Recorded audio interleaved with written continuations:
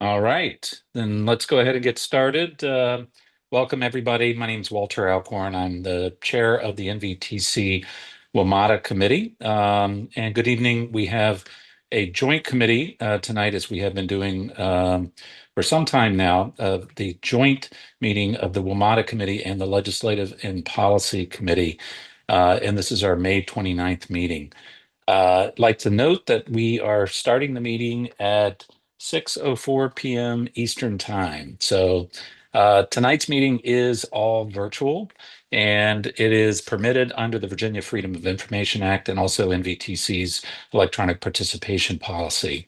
It's being streamed live via NVTC's YouTube account.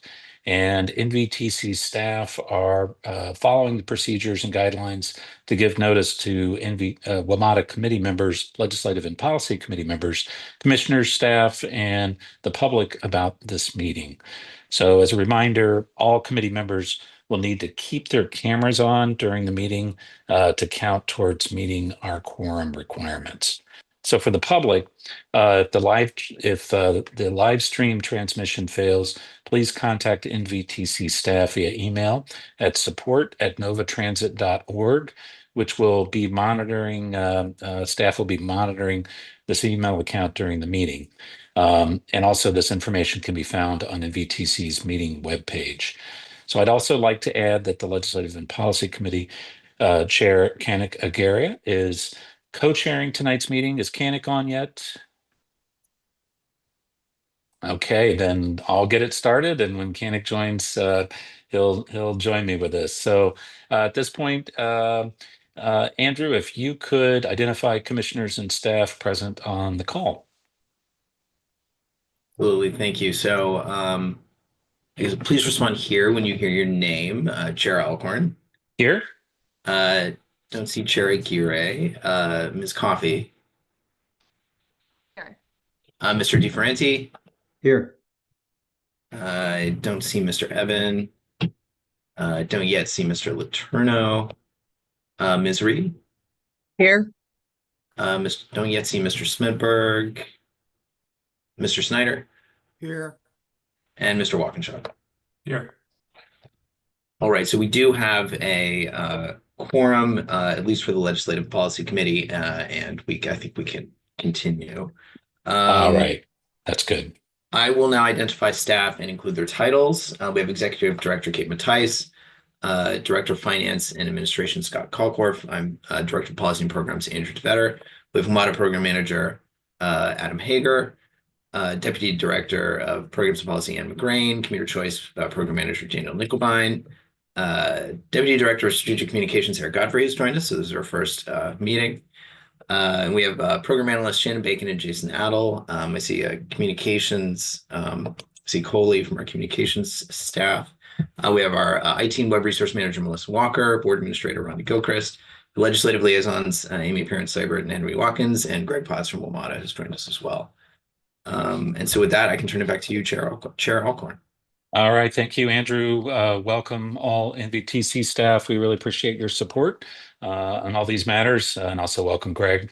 So the first item on our agenda is we have the February 20th Joint Committee meeting summary, which was included in the meeting materials. Do any committee members have any changes to the meeting summary?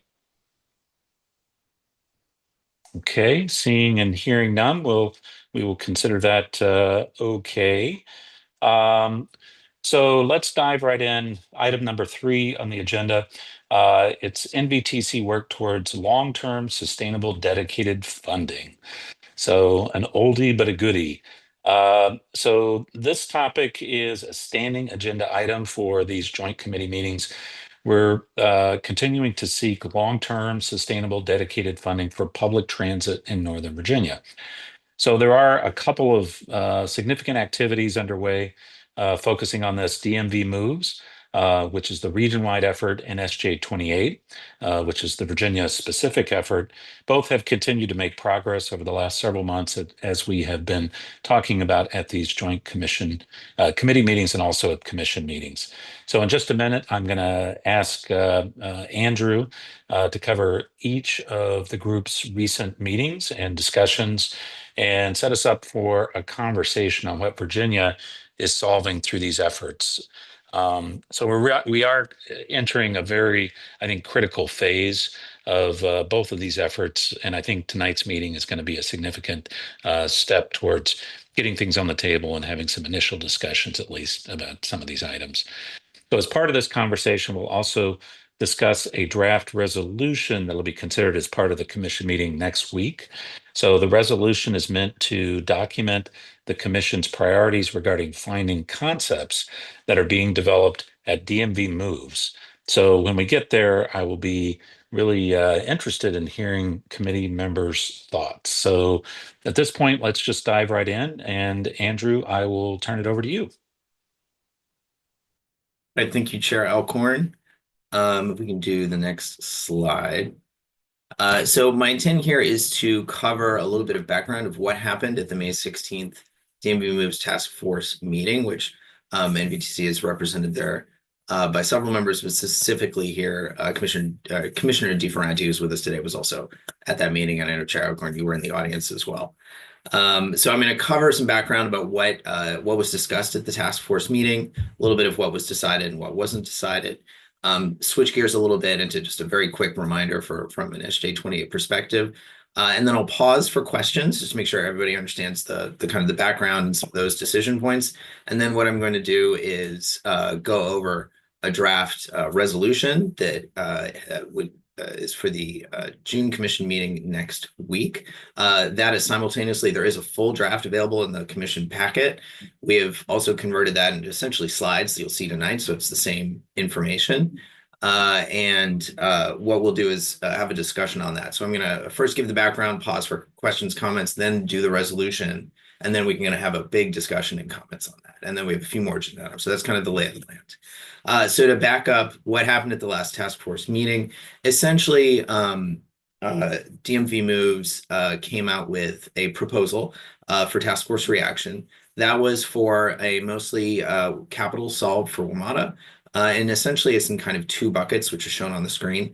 The left square is showing about $450 to $500 million adjusted to with some kind of inflationary factor, in this case 3%, starting in fiscal 28, and that is primarily to keep the system in a state of good repair. So rail, bus, and access, primarily with investments on the rail side.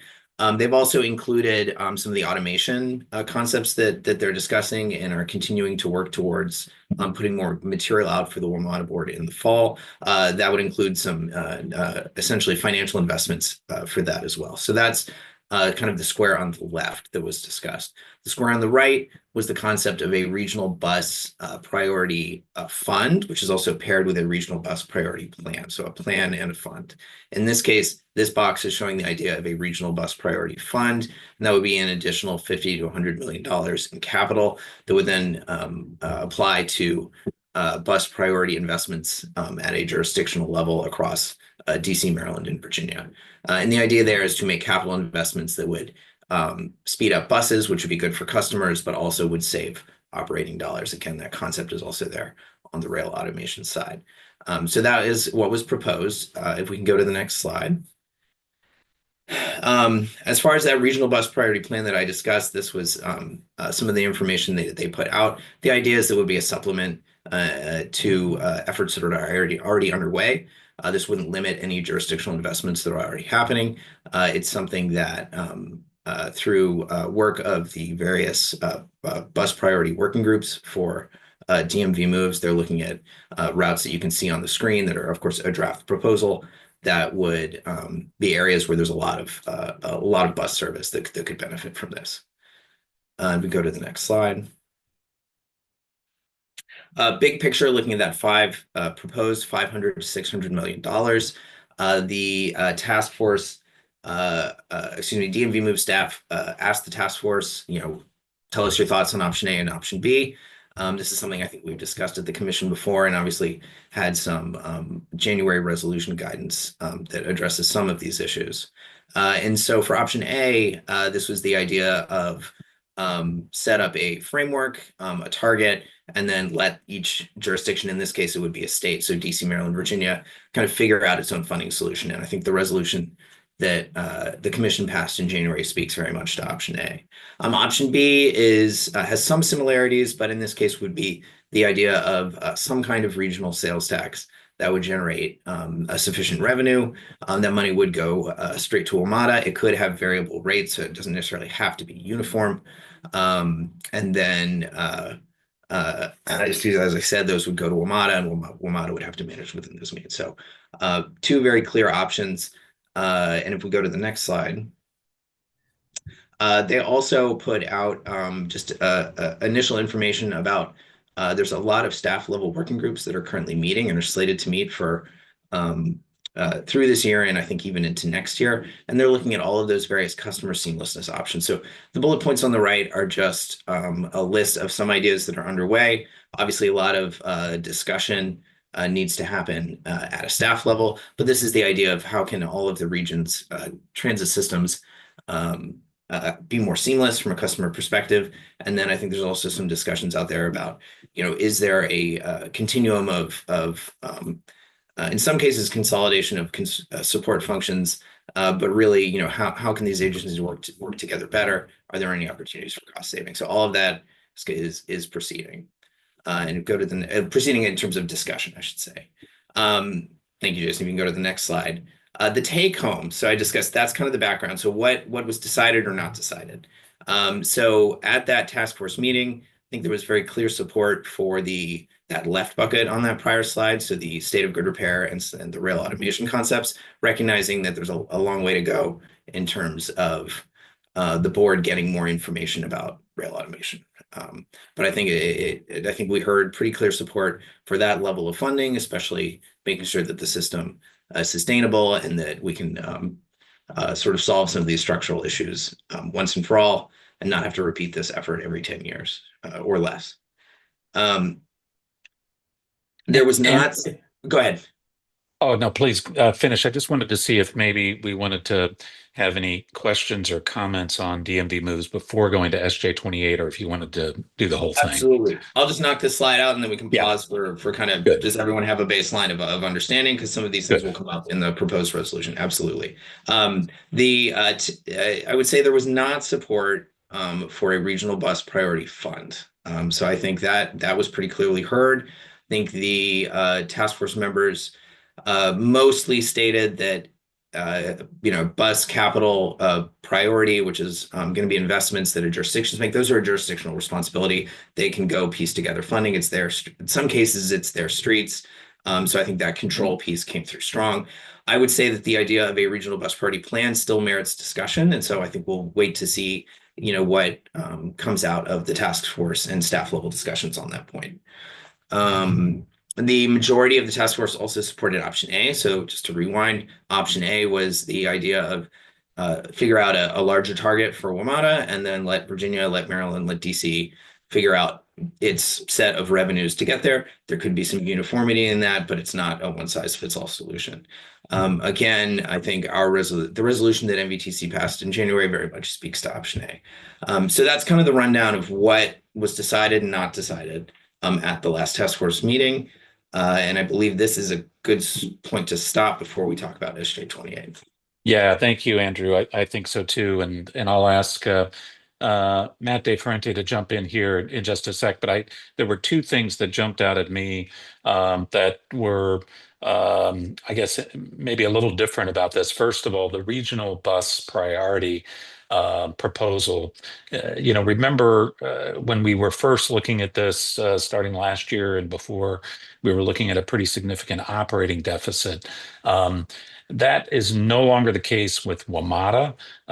However, there is now discussion of on the capital side of regional bus priority support and making that dedicated across the region.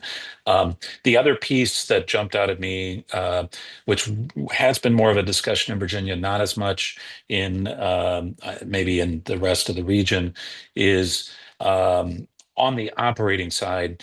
We pretty much blew through the 3% cap recently, and so we are putting a significant amount of additional operating subsidy into WMATA, both at the local level in Virginia and also the Commonwealth.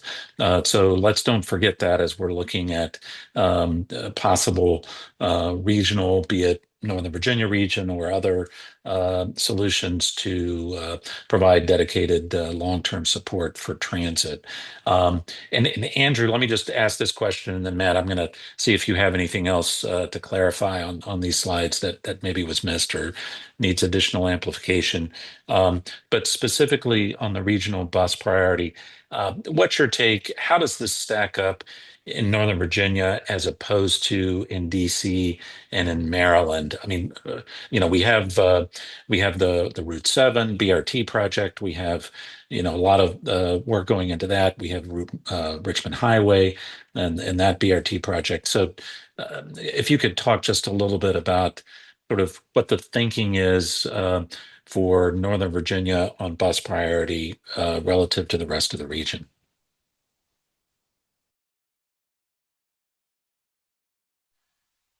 Andrew? Sorry. I'm sorry. I thought that was directed at Commissioner Tiferenti. My apologies. No, that's okay. No, I'm not going to say Yeah, that I again, mean, Matt. it's very much still an evolving conversation. I think there's an acknowledgement on, especially at a staff level, and we heard this come out of, I think, Chair McKay as well. But there are a lot of funding sources, both state and regional, and to some degree federal and local, available in Northern Virginia that aren't necessarily available in DC and Maryland. And so there is funding available for bus priority in Virginia. I think what we heard from both WMATA and COG staff at DMV Moves is the idea of, is there a more regional approach to both funding and a plan? I think we pretty clearly heard let's not take that kind of a super regional approach on the funding side.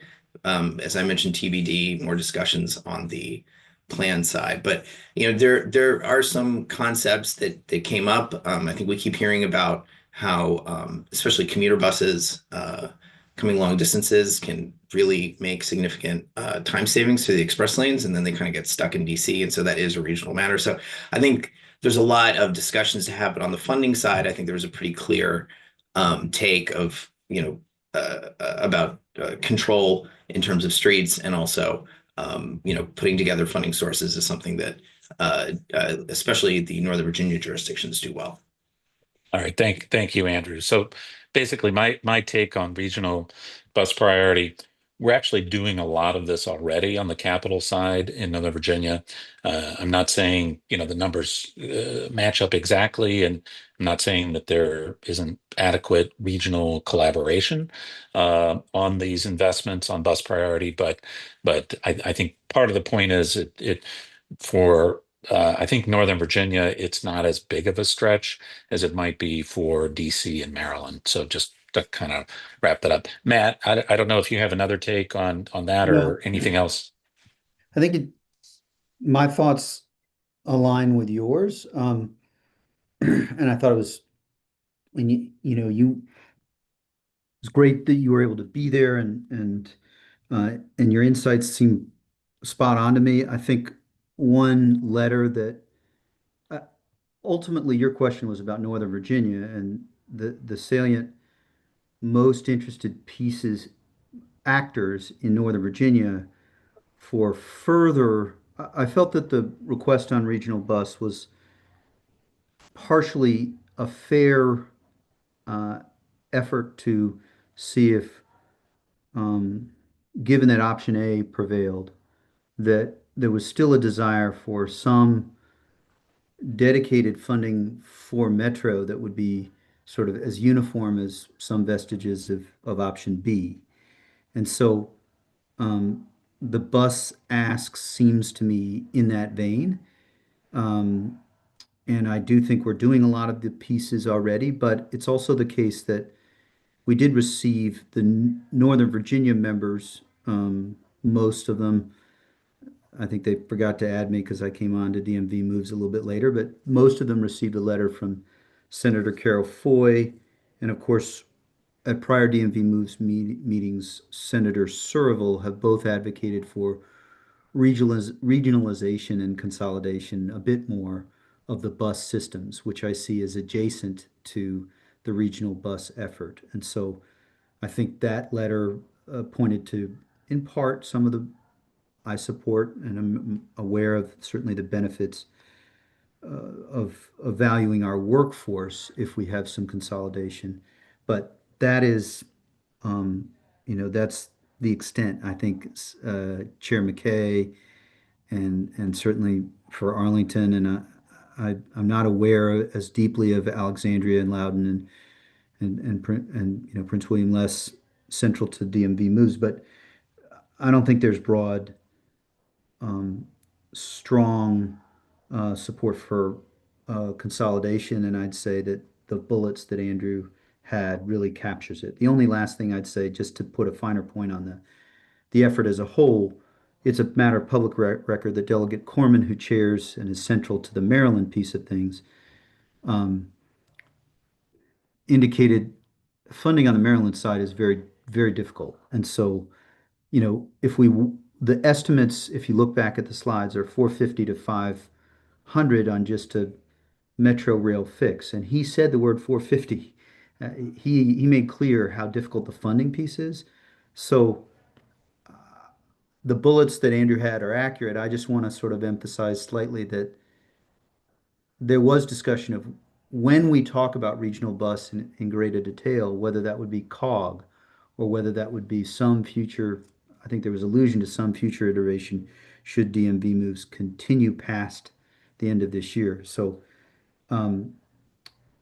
it's a way of saying I'm a little bit sanguine, a little bit hesitant that I think there are fair questions for sure that are asked on further regional bus priority and consolidation. It's just, it seemed to me, and I said at the meeting, that that's a January conversation for me more than a now conversation. And that may not reflect all of the folks, all of the members of DMV Moves, but I don't think it's also a sliver minority position. So hope that wasn't too much, but I hope it gives enough sticky color or details such that you guys, everybody on the call has a sense.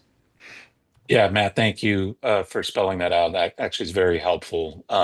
So yeah, I don't want anybody to walk away from this call thinking that, there was, a consensus on, say, bus consolidation. That definitely was not the case. I think that was, I think, understanding that was something that would need to be discussed much further, and perhaps, as you said, Matt, beyond the current iteration of what DMV moves in their current charge. So thank you for spelling that out. Super helpful. Um, Others have comments or questions on the DMV moves portion? And feel free to just unmute and speak up.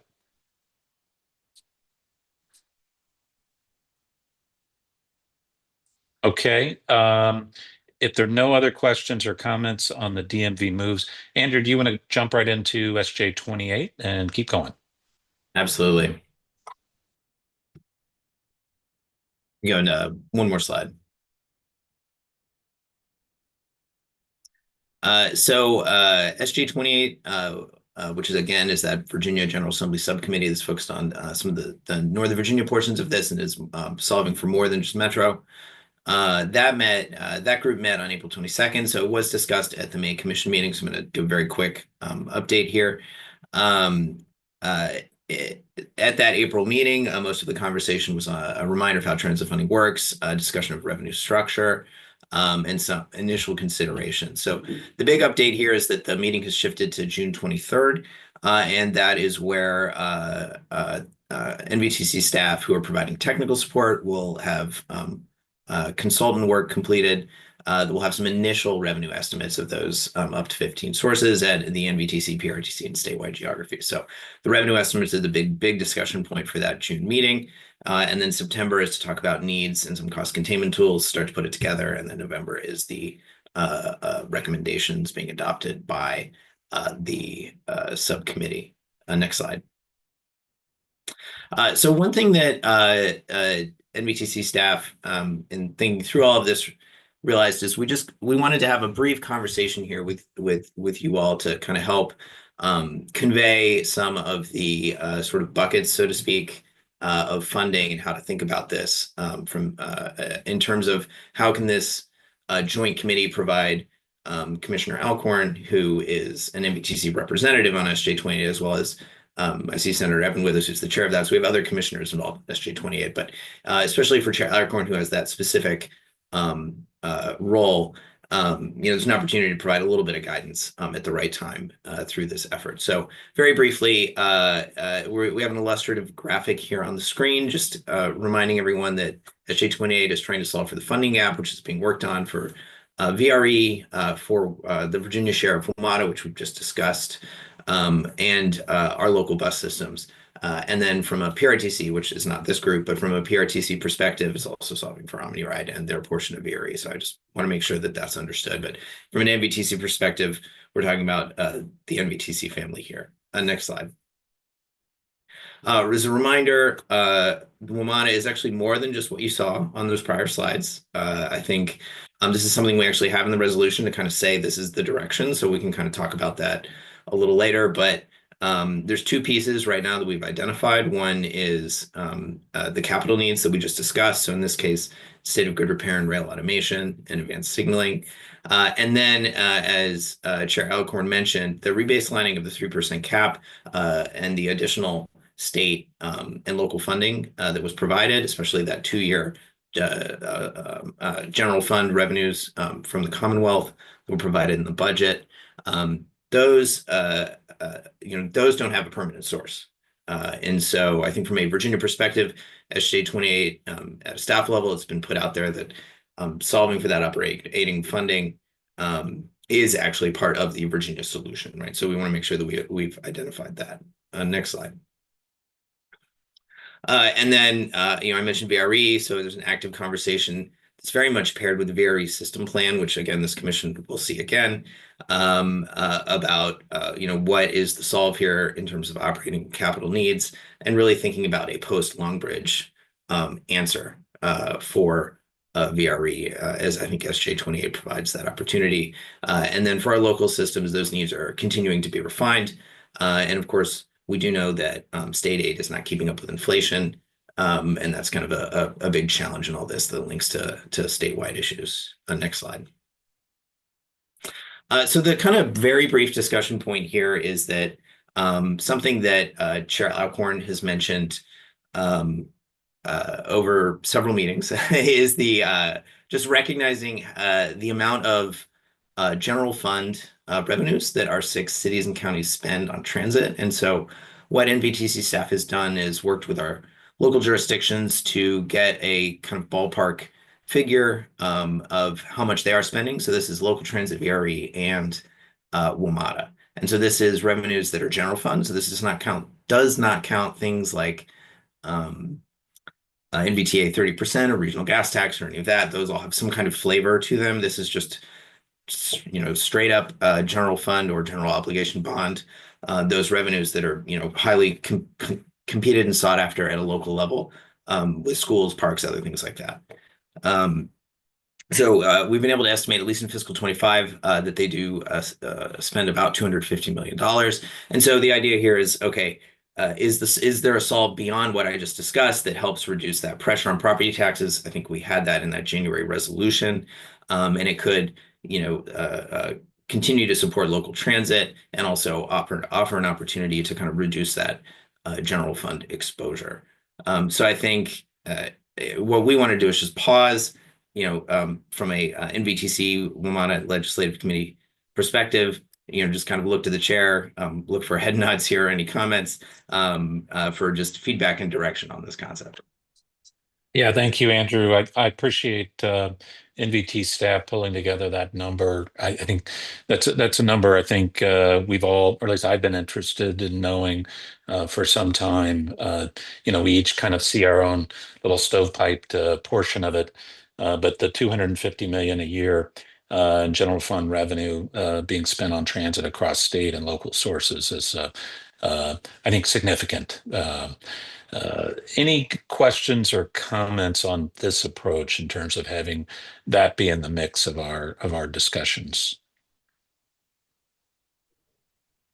This is great. Thanks.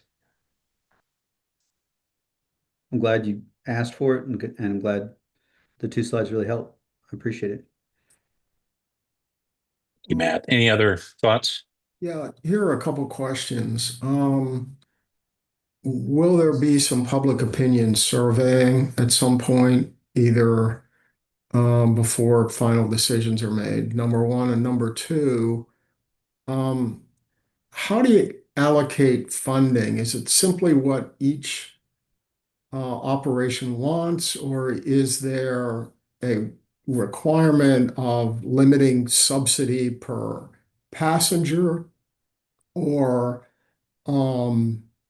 the percentage of budget that's being made by toll revenue, suggesting that that particular mode is getting a lot of use versus a mode that may be nice to have but isn't really used that much. So, what's the data that will ultimately decide how the funding is allocated among the different transportation providers? And then when and how do we understand where the public may be on this so that when we're done, we can actually solve the problem in a way the public will accept? Well, thank you, Dave. I think the short answer to both of those questions is I think it's in large part up to us as NVTC to decide whether or not we want to get, any sort of public feedback or input or understanding, as we go forward with exploring these options on the first question. And then on the second one, I think it's also, a recommendation from NVTC in conjunction with the SJ28 process and also the DMV moves, I think would be helpful. I think saw, and I think Matt would agree with me on this. I think we saw pretty clearly at DMV moves the understanding that each of the three jurisdictions is going to figure this out on their own. That there needs to be a certain level of coordination, and there definitely needs to be a commitment. It needs to be dedicated. But in terms of what that is and how it gets allocated, I think will in large part come from the jurisdictions. Obviously, there are going to be some things that would have to be coordinated regionally whenever the money is spent regionally. But anybody want to add anything to that? Any other thoughts or comments? Hi, this is Adam. Oh, Adam, please, Senator. Yeah, I think that we probably need to just make a note, ideally the staff to make a note, that when we have the SJ28 meeting where we have the different options presented to us, we need to make sure to perhaps, whether it's at that meeting or the November meeting, solicit public comment and maybe have a notice published that links to the staff report about the different revenue opportunities or possibilities, and tell people that we want to know what they think, so that people who are either individuals in the community or more likely people like the Realtors Association or groups like NV, the Northern Virginia Transportation, not the authority, but there's another group, the the Right, business the leaders Alliance. alliance, that we solicit feedback from those groups and hear it before we make any final recommendation to NVTC. Great. Thank you, Senator. Great idea. I Other mean, thoughts? Matt? Mr. Chair, I think, Just to add that go ahead. to Mr. Chair, just obviously the SJ28 has some wonderful opportunities for public comment. Every NVTC meeting also has public comment. So I think there's probably a couple different ways. But I was very happy to hear that SJ28, we're sort of staffing that, but it'll be very important, I think, for them to get that public comment through their formal processes. So I guess my comment, let me just finish that, and thanks, it's good to hear all that, but one of the things I'm interested in as well is some scientific polling. We are, of course, interested in getting input through the more formal channels, but I want to get a sense about what people are, so when we're at the end of this, we actually have something that the public will support. That's my only comment at this point. Okay. And Thank you. Matt? Mr. Chair, I think I'm glad you kind of came back to it. I mean, I guess I feel because, and in this case, I've looked ahead to the future. We have our resolution, and then there are going to be some slides that are about our recommendations, and we need to keep narrowing our thinking in both buckets from broad principles to more specific, and there are a few more details in the next couple of slides. That's to the second part of your question, Dave, on recommendations. I kind of think that the more that DMV moves, and in particular SJ28, work through towards next steps over the coming months, the recommendation role that we have may get clearer, and we may want to be more specific without being prescriptive. With respect to polling, I think you got a fair question.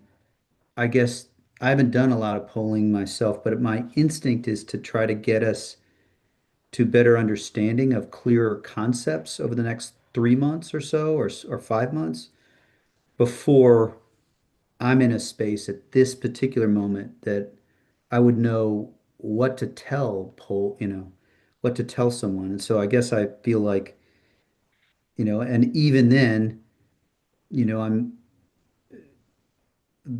push polls, and, we'd have to think through a bit the polling too. And so there's a whole thinking that I think is worth considering more. It's just at this moment in this virtual meeting, I think your question is a good one that I know that you'll come back to in the next months. And I don't know if that's actually helpful, but Yeah, okay. that's what I Thanks. thought. Yeah. Appreciate it. Yeah, thank you. Thank you, Dave. We heard you put that marker down. So thank you. Keep that in mind. All right. Other thoughts, comments, or suggestions on SJ28?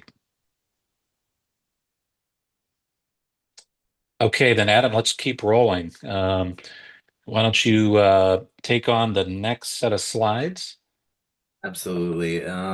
Next slide, please. So this is the resolution I mentioned earlier. So again, just to set the stage, as a bit of background here, DMV Moves is continuing to work on a rail, or WMATA is continuing to work on a rail automation plan that I think they want to bring to the board later this year. As I mentioned before, DMV Moves, there was some support in terms of that on the capital side. A lot more discussion to come on a regional bus priority plan and some of those different integration pieces. As I mentioned, SJ28, we started getting revenue estimates in June. So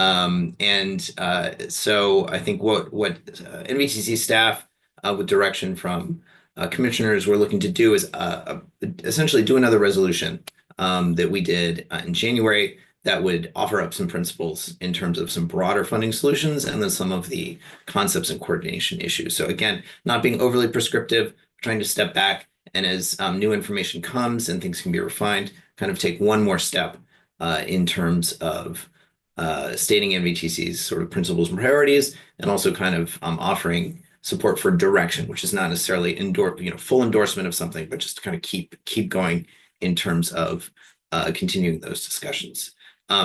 Just a bit of logistics. There is a full draft resolution in the meeting materials for June's next Thursday's commission meeting, and what you'll see in the next few slides is a little more summed up to fit in bullet points, but it's the same content.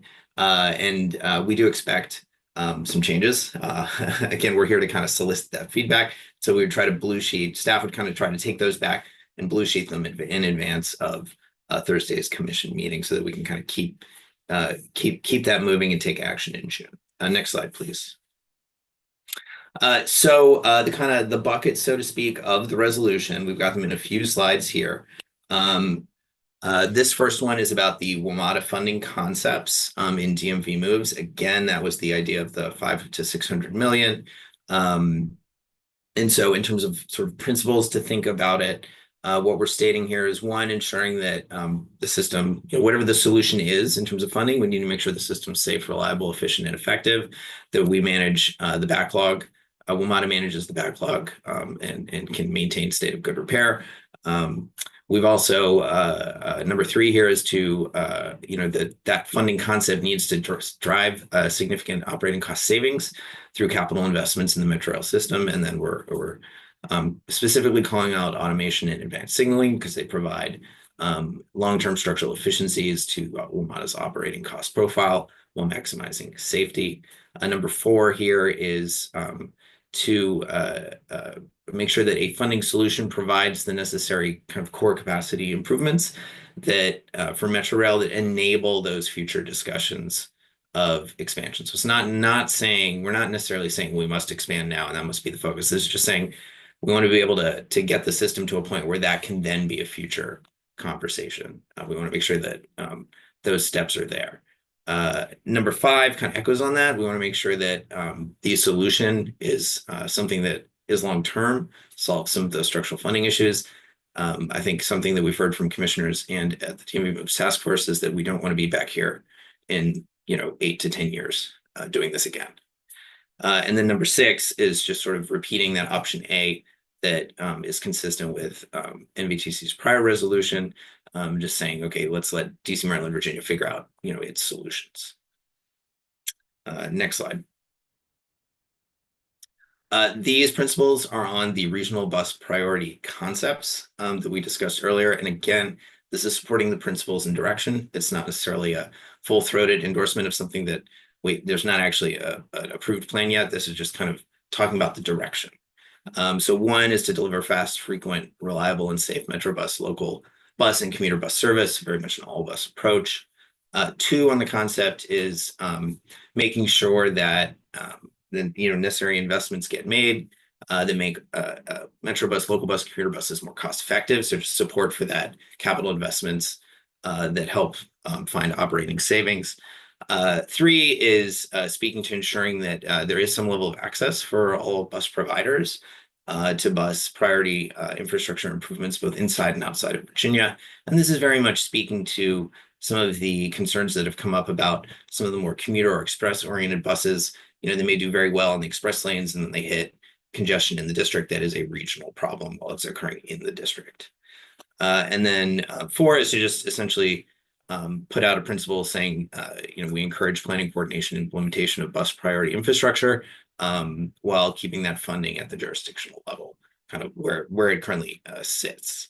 And then 5 is just the solution needs to at least consider and acknowledge that Virginia does have existing state, regional, and local funding sources for bus priority projects. Next slide. And then we kind of have 2 smaller resolution clauses that are summarized on this slide. This first one is recognizing that the task force didn't necessarily talk about it, but COG and WMATA staff identified several kind of, I'll call them low-hanging fruit or quick wins. And through discussion at a staff level at MAC and both at other areas, NVTC staff have identified 3 here that I think we're saying deserve earlier kind of prioritization and action. And that is aligning bus stop identification systems. This is very much a back-end thing. There's actually a different bus ID systems. And the fact that we don't have one regional one is actually kind of problematic from creating different technologies and different ways that could have customer service benefits. So this is just a very back-end thing that I think should come early. And I know some of our staff have identified it in the past. The second is implementing universal fare transfer credits, which in fact most of our jurisdictions have actually done. Fairfax and Arlington have done that, and our other local agencies are free. And then promoting multimodal fare passes, which is something that NVTC has actually supported for some time through different resolutions, or specifically our annual report on WMATA. So this is the idea of right now Metrobus can be on the same fare pass as Metro Rail, but not our locals. So that's kind of the idea, is all bus should be on some kind of fare pass. So these are things we've identified that could be advanced early. And then the second bullet is essentially something that we realized we needed to state a little more directly, which is that, as I mentioned, that rebaselining, that additional operating state and local support that I think SG28 has identified to solve for. When we reviewed our January resolution, we wanted to, it wasn't entirely clear that it was affirmatively stated from an NVTC perspective that this should be solved for. So we're just kind of codifying that, so to speak, in resolution form, saying NVTC supports the principles and direction of the joint subcommittee in finding solutions for that operating rebaselining. So we just felt like it was important to say it. Next slide. And then I believe this is the last one before we can get to the discussion. But this one is in response to the various working groups coming up with the different ways to have a more seamless customer experience, and sort of that continuum of coordination concept that's very much something that's happening at a staff level, and there's a lot of devils in the details.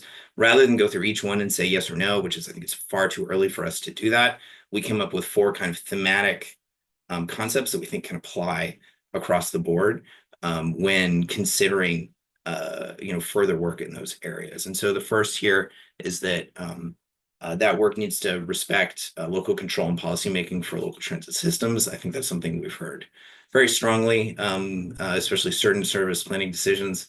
Our local agencies have certain policy frameworks and decisions that they've made through that, and that's kind of important to respect and retain. The second is recognizing that the diversity of needs and governance in a very complicated region with 2 states and a district means that there isn't necessarily a one-size-fits-all solution to bus operations. The third is to ensure that any joint procurements or other joint efforts led by WMATA reflect local needs, provide purchasing power and access for smaller agencies.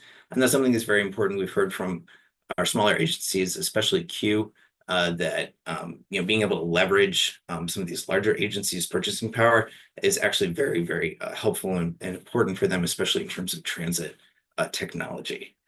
We also want to make sure that these joint procurements that offer a lot of opportunities, but that they are done in a way that does not harm local providers or cost them more, and that that essentially, as I said, they yield cost-effective solutions. And then the fourth is just understanding and respecting that many of these conversations, it's important to acknowledge that our local bus systems don't receive federal formula funding, and so they don't necessarily need the same regulatory or programmatic requirements as WMATA, and that's just part of the playing field. Next slide. So I'm going to pause here and wrap up. At this point, what we want to do for this meeting is essentially hand it back to the chair for discussion. As I mentioned, the full draft resolution is in your meeting packet for next week. We've mirrored it in these slides to help prompt the discussion.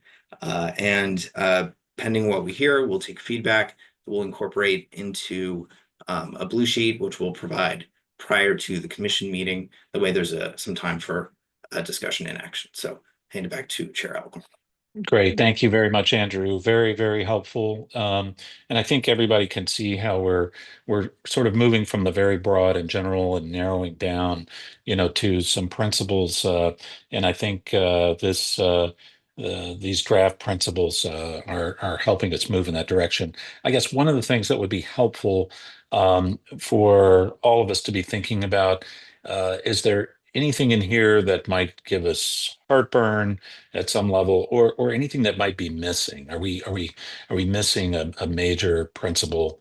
Or actually, if anybody has any other comments or questions, but at least that's kind of the way I'm thinking about it. Let's as we sort of make sure we have everything on the table that we want to at least consider at a principles level. So, any thoughts, James? Yeah, thank you, Mr. Chairman. And I'm sure this is user error, but I struggled to find the raise hand button. But thanks, thanks for seeing me. I think these are great. I mean, the only thought that I have is, one of the key strengths of WMATA, local bus services, VRE certainly is the highly skilled workforces at each of those agencies, and I just wonder if there isn't a way to work in a reference to that in one of the bullet points, perhaps when we're talking about the need for sustained and dedicated funding. One of the reasons we need that sustained and dedicated funding is to continue to preserve the highly skilled and professional workforces that we have at those agencies. I'm just wondering if there's a way to work that in to the bullet points. Oh, that's a great point. Yeah, please, Andrew. So at least in the draft resolution itself, there are a host of whereas clauses, which we did not repeat on this slide deck. So I think we can certainly take that back and find an opportunity to kind of weave that into a narrative. Okay, great. Thank you. Right. So maybe dedicated funding to support a dedicated workforce. Maybe that's confusing, but thank you, Commissioner Walkinshaw, for bringing that up. Other issues, anyone wants to raise anything else that might be missing, or any other thoughts? Just to build on what James said, Adam here again. Yes, Senator Evans. I think you want to not just say like dedicated workforce, but to state the value of the workforce in terms of the safety of the system, the efficiency of the system, the smooth operation of the system relies on well-trained professionals, and kind of state their value. It's not that we want to pay them just because they're dedicated, but we don't want to do like, say, what the federal government is doing now, which is firing talented people and losing them, and then going to rehire other people potentially kind of haphazardly. It's a real value that we have such a good workforce, and to kind of get to what brings us to that value. And then I don't know if it's a statement of a principle or not, but I was just thinking about the engagement for SJ 28, but that we should have, there's gotta be a really robust public engagement process, whether it's publishing notices or doing a press release, that there'll be public comment taken, or maybe an online poll that there'll be where, with open-ended questions where members of the public can weigh in on what they can bear or what they will prefer to bear, to see that our systems don't deteriorate, and that they in fact are that the quality of our transit is maintained and maybe even enhanced. Great point, Senator Urban. Thank you very much. Mr. Snyder, yes, you found the hand raise. Go ahead. Yes, it was the heart. And so thank you for that. Yeah, if you could go back to the first slide with the recommendations. There was going to be something I'd suggest there. The one before that.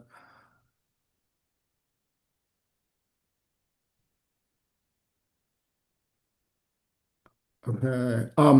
So I think the issue of efficiency needs to be in where now I know we mentioned it for WMATA, but are we mentioning that for the other bus systems?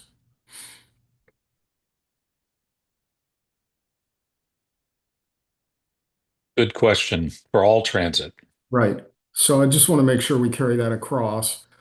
And then the second thing is specifically with bus, where we're talking about, Hey, I'm sorry, go ahead. no, go ahead. When we're talking about, can we flip to the bus area then, the next one? Yeah. So I think it should be deliver fast, frequent, efficient, reliable, and safe. So I would add efficient there. Then go to the next slide. We talk about bus stop identification systems. We really have a need to improve our bus stops across the region. So it's not just aligning bus stop identification systems, but significantly upgrading bus stops. I mean, we have literally people standing on the sidewalks all across the region, and it communicates very badly the quality of service. So I hope we can put something in there that speaks to the convenience and attractiveness for customers. And again, the bus stops are a classic example. Literally, in many places around the region, it's just you have people standing on the sidewalks with no cover whatsoever. And that communicates a lack of care for those people. So hopefully we can find something to add there. Those are my two specific comments. Thanks a lot. Great work. All right, thank you very much. And Chair Alcorn, if I can just Please. add some clarification to that, I think we'll take that back and try to figure out exactly where to put it. I know some bus stops specific, like some of these are in reference to the WMATA funding solution. WMATA owns some bus stops, other bus stops are jurisdictional responsibility. This specific early recommendation was more about the IDs behind the scene, but I think your comments are about improving bus stop access in general, and just as an amenity, that it should be part of the, am I hearing correctly that it should be part of the larger funding solution, however that kind of works long term, but as a kind of core funding principle, it needs to be part of the puzzle. Is that correct?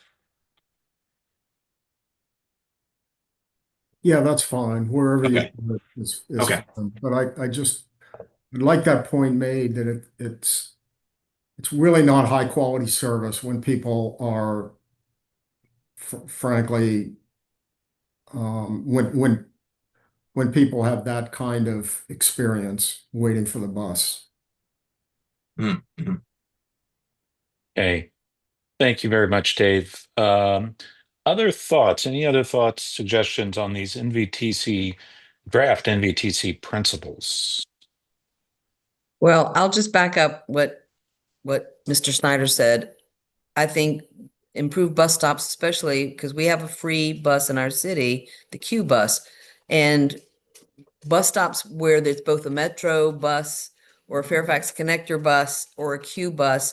It seems to me we should prioritize those because those bus stops themselves make it easier for people to figure out how to get in and out of our particular city.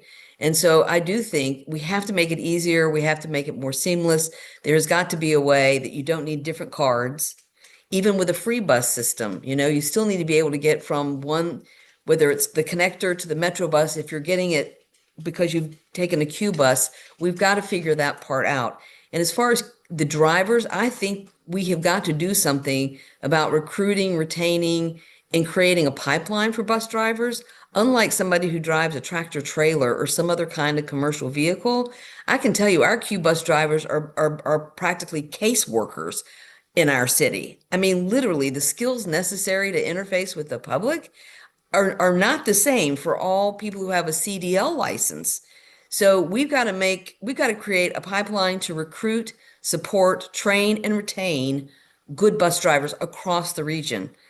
So for me, those priorities really are the bus stops, the signage. I like the procurement because we are very small. And if we have better buying power to upgrade buses, to have electric buses, if we can tag on to somebody, a bigger jurisdiction, that's huge for us.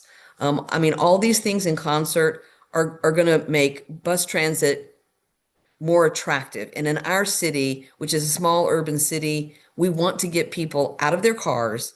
And the only way to do that is have a seamless, efficient, safe, cost-effective way of getting around without a car. And so for us, obviously we don't have a Metro stop here in the city. Bus transit is a huge priority for Fairfax. So I would like for us to figure out a better way of doing this. Excellent. Thank you very much, Mayor Reed. Andrew, did you get those?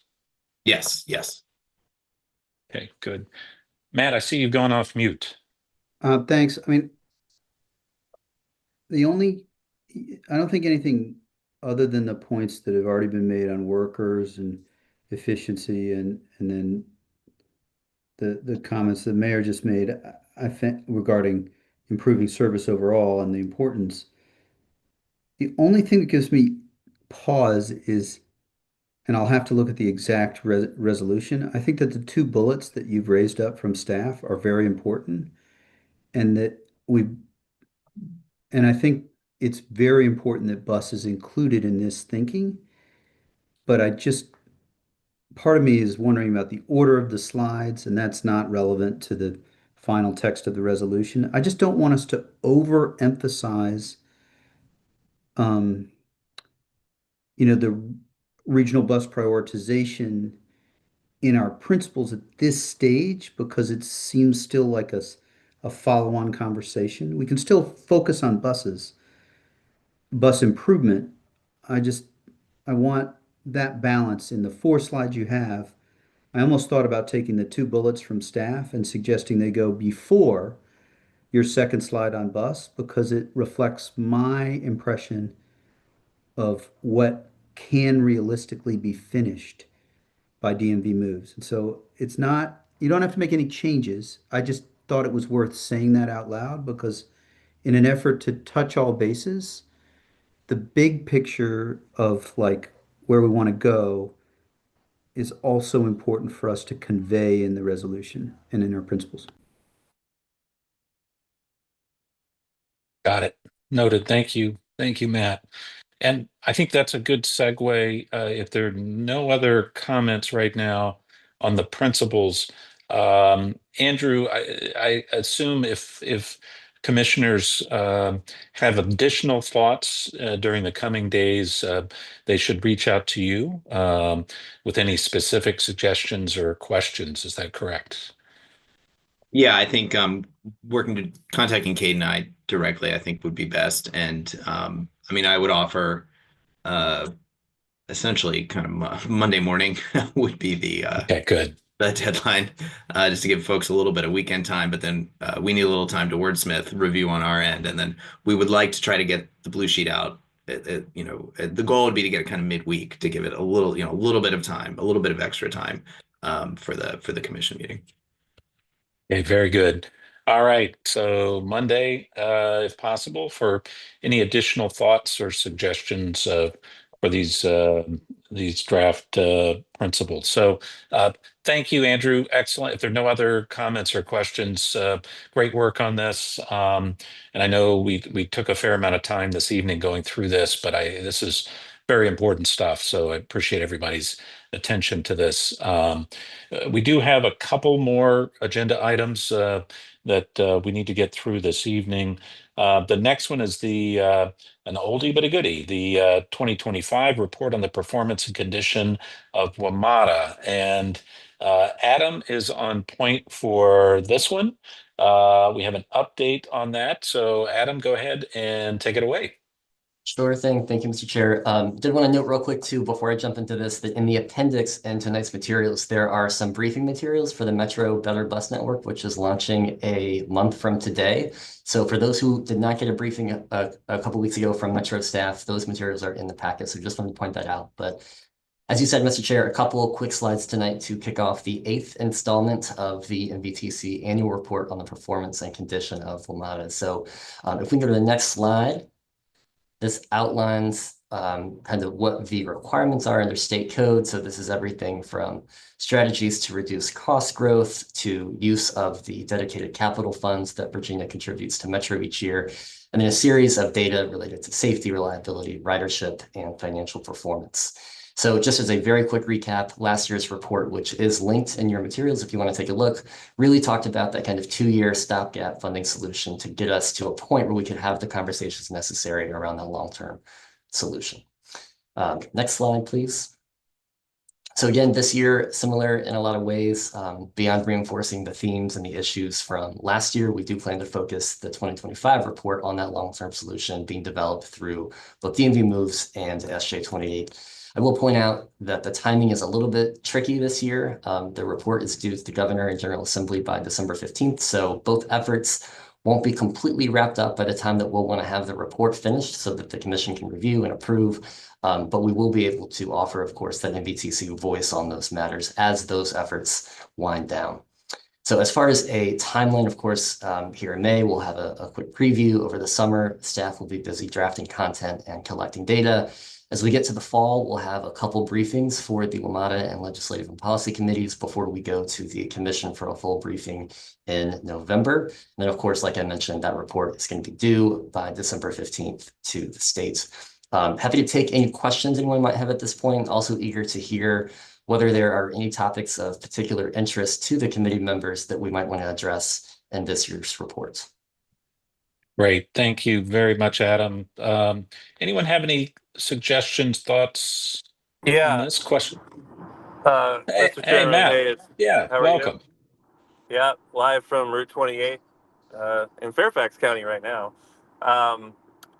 Yeah, so the ongoing relationship between WMATA and the MSC is a topic that we may wish to address. I was going to bring this up separately for tonight because there is a specific issue that I think the commission should weigh in on. But I also think it is a broader problem that is festering, and specifically the lack of mediation as an option.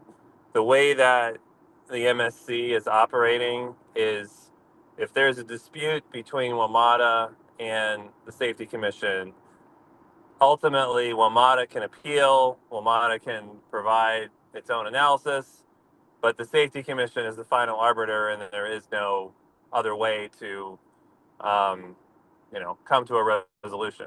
So WMATA has requested that mediation, arbitration.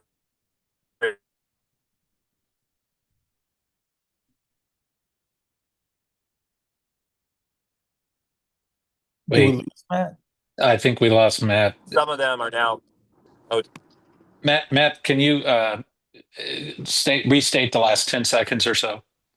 So because there's no option other than essentially the MSC has the final word, the appeals to the MSC go to the head of the MSC.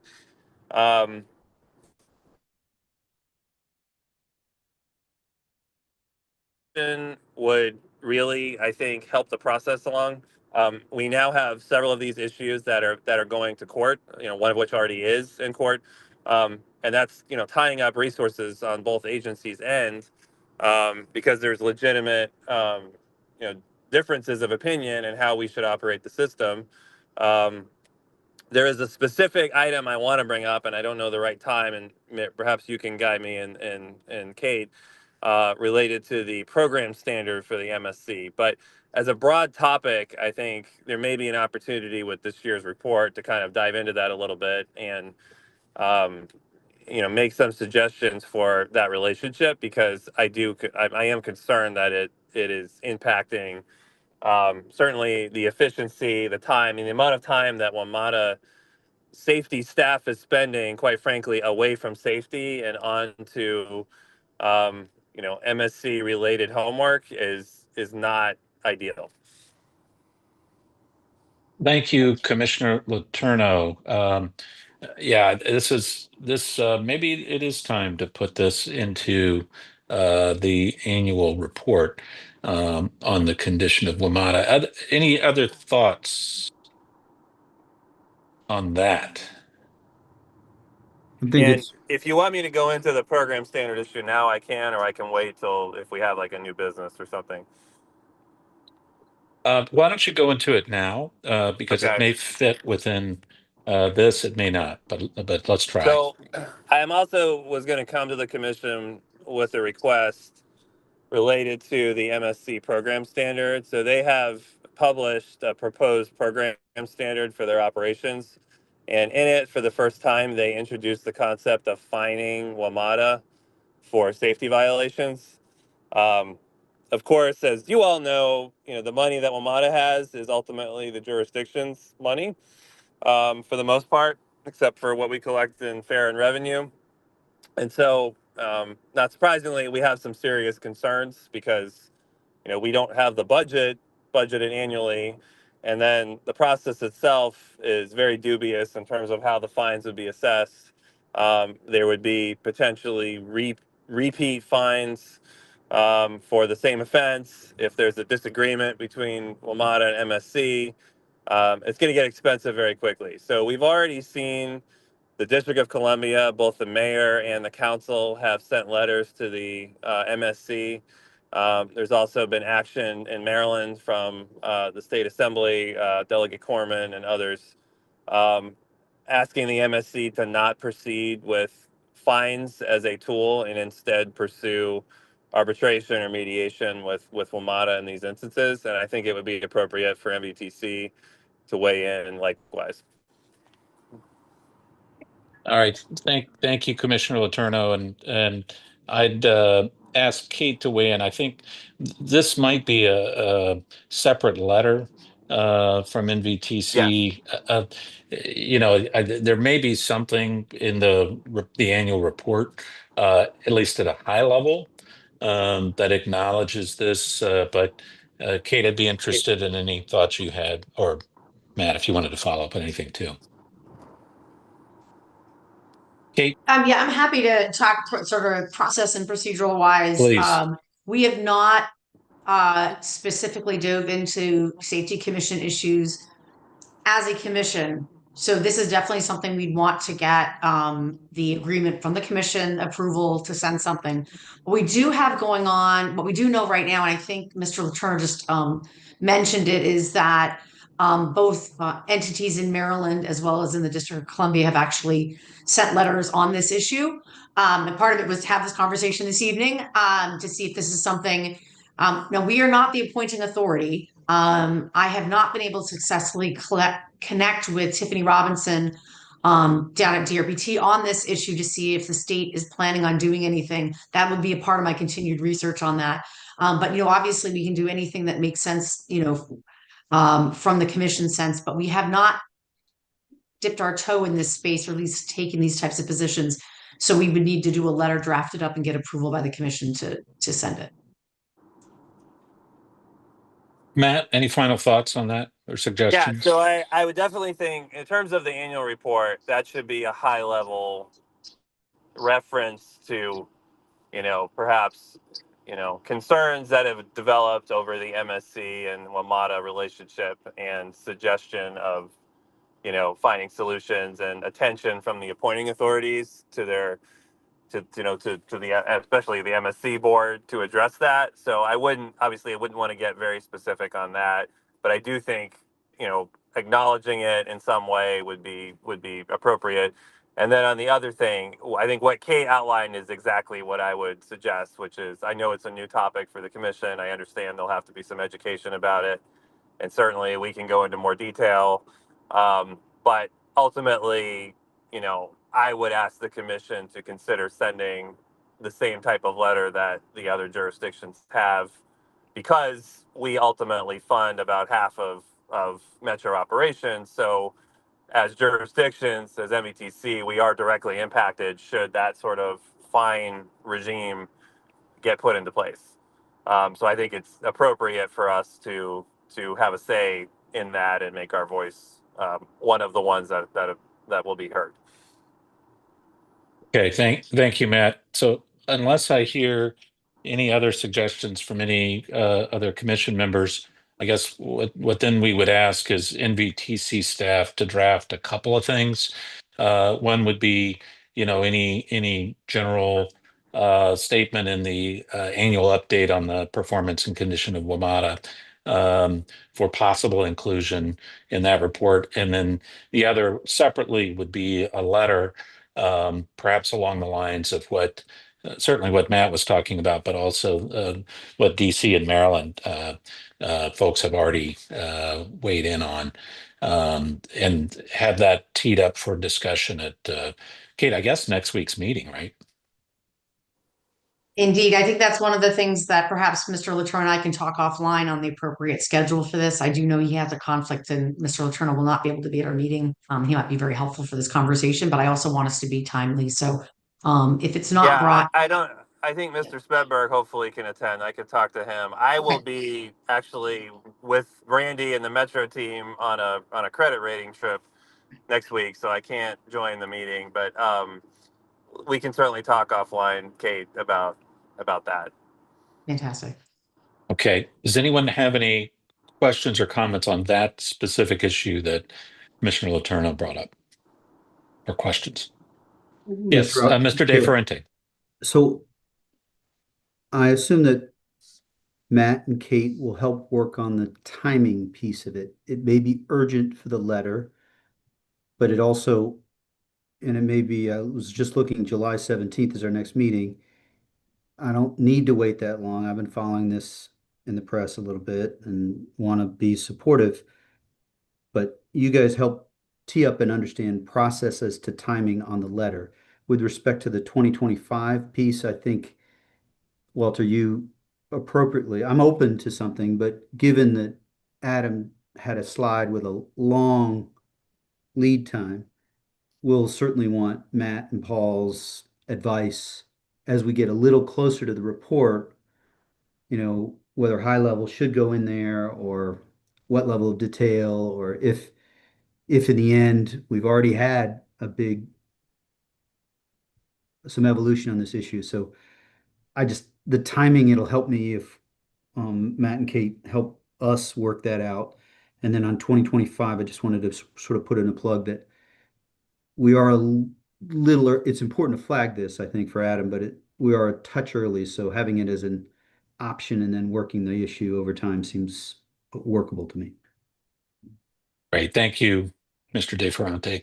Let me then segue back. Are there any other comments on either on what Matt brought up or Matt Letourneau, or the report on the performance and condition of the WMATA update? We are still on that item. Okay. All right. So thank you very much. Adam, do you have what you need? I do indeed. Thank you, Mr. Chair. Okay, great. And as Mr. De Ferrante just pointed out, we do have a number of additional months on this process. So it's not a speak now or forever hold your peace on the 2025 report. But thank you. This is very helpful in getting this started. Okay, so if there's nothing else on that item, let's then move on. We have item number 5, the last item on the agenda. Kate, I'm going to ask you to provide a brief update on DRPT's Transit Services Delivery Advisory Committee, or TSDAC, as it is known. Give us an Thank you, update on Mr. that. Chair, and I will keep it very, very brief because we're still sort of in a waiting for process to come through. Just hopping to the next slide. A lot of the great information that we're getting from DRBT is actually reminding us, and it feeds all into the things we're working on with DMV Moves and SJ28, is in the statewide, all of our bus transit systems are facing a greater gap between the revenues coming in and the projected needs. This is just a slide. I think we're probably going to see this a lot. This is not specifically what TSDAC does, I want to say, but this has been a really helpful slide. So I'm going to just hop to the next slide, which is basically the last one, which is to talk a little bit about process. So the Transit Service Delivery Advisory Committee, all we do is truly advise DRPT any changes. And what they're looking at doing, they do this every 3 years, is re-examine the formulas and the metrics that are used to allocate bus. And this is not Metro, this is not VRE, this is just all of our bus systems, both funding for operations as well as funding for capital. We have had 2 meetings at TSDAC this year, but we have not yet been presented with different options yet. We've just been getting a lot of sort of background information. We've heavily engaged and will continue to be engaged with all of our local bus systems on this. But it's important to understand that there is an interest in looking at changes to the different performance factors that are used, which could mean they're winners and losers. So we're obviously going to be watching that very closely. That's, again, for operating, that's a formula allocation that's based on a number of different factors. Now, capital assistance is a competitive program, and we're pretty used to competitive programs. So again, are there questions or different ways to approach the criteria, what makes a good project in terms of for DRPT in terms of capital. So I do not have an update yet. I'm hoping next month we're going to dive into things a little bit more. One of the things to be aware of is they plan on having a number of meetings over the course of this year, then presenting to the Commonwealth Transportation Board proposed policy changes by the end of the calendar year. And so in all of that, the opportunity to provide public comment. I will, again, if there's anything that we as a commission want to be saying, I'll be queuing that up. Likewise, I'll be encouraging all our localities to be doing that. But it is going to be a fairly fast process. Now, the other thing that of note, DRPT says even though they plan on getting something passed by CTB in December, it will be a full year before the application cycle in which our localities would need to apply. So there is going to be a delay in implementation. And we just don't know what we're going to see yet. So everything might be great or everything might be challenging. We're going to find out, and I'll keep you in the loop on that. Thank you, Mr. Chair. Great. Thank you, Kate, very much. Any questions for Kate on TISDAC? Okay. All right. Well, seeing none, before we did adjourn the meeting, I did want to remind everybody there are a couple of action items coming up at next week's meeting. The big thing is this will be the meeting where Mr. Letourneau is going to be stepping down from the WMATA board. And Matt's done amazing work. Gosh, going on 6 years now, I guess. And I guess looks like Matt is still on the phone. I'm sorry to hear he's not going to be in person at the meeting, so we won't get a chance to embarrass him personally. But Well, Mr. Chair, we'll be doing that later.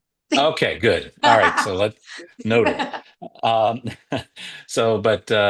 But thank you, Matt, for all the service that you've done these last 5 to 6 years on the WMATA board as a principal director. So I am going to be, I guess the commission will be voting to put somebody new into the NVTC principal director position, and I am up for that slot.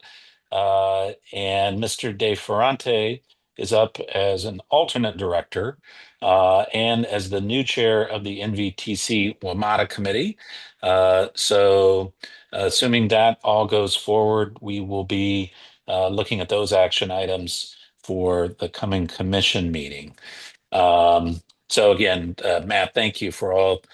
There you are, Matt, no longer on Route 28. No, made it home. Yeah, no, appreciate that, Walter. I'm going to step down on July 1, as you and I have been discussing. Not just solely in the course of kind of good governance and allowing the wealth to be spread here, and certainly the talent that exists in the commission, as well as allowing me to focus a little bit more on my day job and career and my board of supervisors work, which continues. But certainly more to say about it. But it's been a great experience representing this group on the Metro board. I think it's been an eventful 5+ years that I've been on. Starting, I had one meeting in person, and then the pandemic, all the way through to where we are today. So I appreciate that opportunity. Well, thank you, Matt. Yeah, you've done great work, and so I guess you'll be going from 3 big jobs to 2 big jobs. But I, one is not a bad thing. But I understand where you are. I envy you. Thank you, Matt. Thank you for your years of service. And obviously, you're not going to be a stranger and still active on NVTC. So appreciate that very much. Okay, so we will embarrass you later, Matt, with all sorts of comments and tweets. Right. So, wonderful. So stay tuned for that. And we do have, I'm told, there is a future WMATA Committee, Legislative and Policy Committee joint meeting scheduled for June 18th at 6 p.m. It's going to be in person at NVTC, and I sure hope Co-Chair Aguirre is going to be there. I will not be there, but I guess by then, Kate, am I going to be chair or co-chair of the WMATA committee? I may not be at that point, right? Oh, that's a great question. We were gonna make it that July 1. I'm sure that we can Okay. have somebody act in your stead, though, if you're not able to be there. Yes, I have an unmovable conflict, unfortunately, at that time, so I will not be able to participate. But anyway, that meeting is scheduled for June 18th at 6 p.m. So, are there any other items for the joint committee before we adjourn? Oh, I see a hand up. Commissioner Coffey. Thank you.